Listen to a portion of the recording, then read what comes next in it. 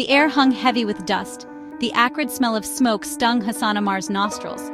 He had smelled this smell before. It was the smell of war, the smell of Beirut burning.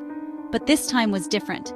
This time the destruction was personal. An Israeli airstrike had ripped through a multi-story apartment building in Tayouneh, a neighborhood Ammar knew well. He had grown up near this building, played in its shadow. Now it was a mangled carcass of concrete and steel. Ammar, a seasoned Associated Press photographer, had documented conflict and its aftermath for years. He had seen buildings crumble and lives shattered. But this was different. This wasn't just another assignment. This was his past reduced to rubble. The building stood on what was once the Green Line, a brutal demarcation during the Lebanese Civil War. It had witnessed the city's darkest days, and its brighter ones. Now, it was gone. Ammar felt a lump in his throat. He raised his camera, the familiar weight grounding him. He was there to do a job, to document the truth. But the truth this time was etched in his bones. He felt the weight of every lost life, every shattered dream. This wasn't just a building, it was a symbol of Beirut's resilience. And now, it was gone. The Green Line. It was more than just a line on a map. It was a scar etched across Beirut's heart, a physical reminder of the civil war that tore the city apart.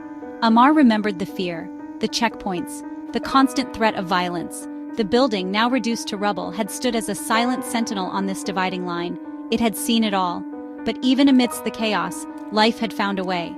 Shops reopened, children played. The building, scarred but standing, became a symbol of hope, a testament to the city's determination to rebuild. Ammar had frequented the building many times.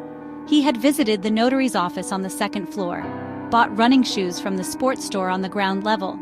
He had even considered renting an apartment there, drawn to its panoramic view of the city. The building wasn't grand or imposing, but it held memories. Memories of a city struggling to heal. Memories of a people yearning for peace. Ammar remembered the laughter of children playing in the street below, the aroma of strong coffee wafting from the small cafe on the corner. The building was a microcosm of Beirut itself, a place of resilience, hope, and sorrow. The notary's office.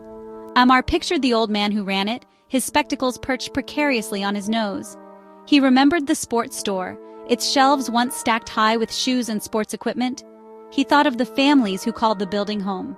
Their lives upended, their memories buried under tons of concrete and debris. The bombing had erased more than just a building.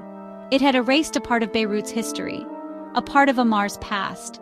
He thought of the countless conversations he had had in the building's stairwell, the smiles exchanged with familiar faces, the sense of community that permeated its walls, all gone. Just across the street from the building lay a cemetery, a place of quiet repose. Ammar's family members were buried there. He had visited their graves just days before the bombing. Now the cemetery was littered with debris. Headstones were cracked and broken. The bombing felt like a violation, a desecration of not just a place, but of memory itself. Ammar lowered his camera, his heart heavy. He knew that the image he had captured would be seen around the world. It would serve as a stark reminder of the human cost of conflict.